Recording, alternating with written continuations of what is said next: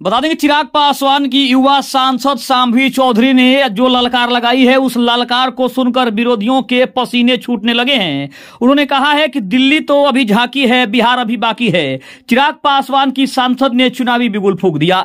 नमस्कार, आप देख रहे हैं आप तक न्यूज। आइए खबर को विस्तार से जानते हैं। उसके पहले चैनल पर नए हैं तो चैनल को सब्सक्राइब करना बिल्कुल ना भूलें। बता दें कि दिल्ली चुनाव में वोटों की जिस तरह से गिनती हुई, जिस तरह से उतार चढ़ाव देखा गया और जिस तरह से अंतिम में बीजेपी ने पूर्ण रूप से जीत हासिल की, प्रचंड जीत हासिल की, उसके बाद से अब बिहार के सभी तमाम नेताओं ने अपनी अपनी प्रतिक्रिया देनी शुरू कर दी है।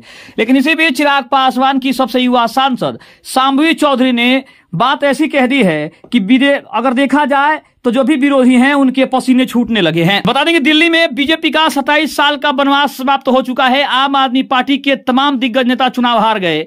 खुद अरविंद केजरीवाल और दिल्ली के उप मुख्यमंत्री मनीष सिसोदिया जैसे नेताओं को भी हार का सामना करना पड़ा। दिल्ली के बाद अगला नंबर अब बिहार का है। लिहाजा दिल्ली चुनाव नतीजों का असर बिहार में भी देखने को मिल रहा है। दिल्ली में बीजेपी को मिले प्रचंड बहुमत पर केंद्रीय मंत्री चिराग पासवान और चिराग पासवान की पार्टी की सांसद शांभवी चौधरी ने खुशी जताई है और शांभवी ने कहा है, दिल्ली तो अभी झांकी है, बिहार अभी बाकी है। दिल्ली नतीजों पर प्रतिक्रिया देते हुए लोजपा के सांसद शांभवी चौधरी ने कहा कि यह सरप्राइजिंग रिजल्ट नहीं है। यह चीज बिल्कुल क्लियर था कि दिल्ली की जनता भ्रष्टाचार वाली सरकार के खिलाफ थी, वो बदलवाना चाहती थी।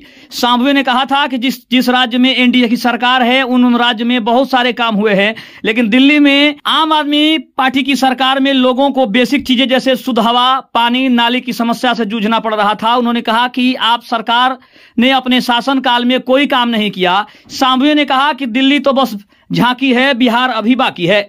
शांभवी ने इस दौरान नेता प्रतिपक्ष तेजस्वी यादव के ट्वीट पर भी प्रतिक्रिया देते हुए कहा कि वो बस ट्विटर के नेता बनकर रह गए हैं। विधानसभा सत्र के दौरान नेता प्रतिपक्ष के तौर पर उपस्थित नहीं रहते हैं, जमीनी स्तर पर भी वो कहीं नजर नहीं आते हैं।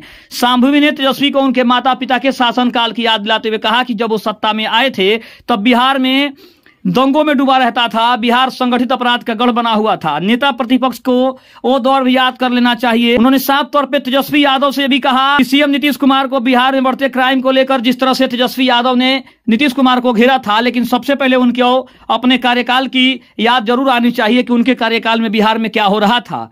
तो दूसरे के ऊपर निशाना साधने से पहले उनको खुद को झांक कर देखना चाहिए कि उनके शासनकाल में कितना बिहार में अपराध बढ़ा था, कितना अपराध हुआ था। इसलिए उन्होंने साफ तौर पे कह दिया कि नेता प्रतिपक्ष के पास अब कोई मुद्दा नहीं है और इसीलिए उन्होंने नीतीश कुमार को और एनडीए सरकार को घेरने का काम शुरू कर दिया है, क्योंकि उनके पास ना ही कोई विजन है और ना ही उनका कोई मकसद है। खबर कैसे लगी कमेंट में जरूर बताइएगा। तब तक के लिए धन्यवाद। जय हिंद, जय भारत।